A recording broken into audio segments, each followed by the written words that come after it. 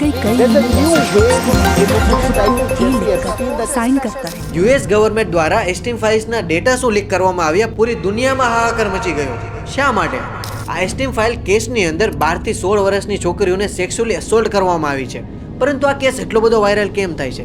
કેમ કે આની અંદર મોટા મોટા મિલિયનરો, સેલિબ્રિટીઓ અને પોલિટિશિયનો ઇન્વોલ્વ છે, જેના વિડીયોઝ અને ફોટોઝ ખૂબ વાયરલ થઈ રહ્યા છે. આ નાની બાળકીઓનું સેક્સ રેકેટ જેફરી એસ્ટીન નામના વ્યક્તિ દ્વારા ચલાવવામાં આવતું હતું, એ પણ એના પોતાના આઇલેન્ડની અંદર. આ કેસ ઉપરથી એક જ વાત, શું આ તો કેવી માનવતાની હદ વટાવી દીધી લોકોએ કે 12 વર્ષની છોકરીઓ સાથે સેક્સ્યુઅલ એસોલ્ટ થાય? આ છે વિદેશી કલ્ચર. આપણા શાસ્ત્રોમાં કહેવામાં આવ્યું છે, અધર્મ ગમે એટલો શક્તિશાળી કેમ ના થઈ જાય, પણ એ ધર્મ સામે ક્યારેય ટકી શકતો નથી. આપણી ભારતીય સંસ્કૃતિ પ્રમાણે સ્ત્રીઓને માતા લક્ષ્મી, દુર્ગા તરીકે પૂજવામાં આવે છે. એટલે જ અહીં કહેવાય છે ને, યત્ર નાર્યસ્તુ પૂજ્યંતે રમતે તત્ર દેવતા.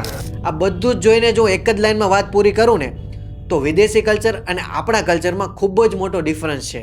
એ છે આપણા સંસ્કાર અને આપણી સંસ્કૃતિનો, જે આપણે ક્યારેય ભૂલવાની નથી.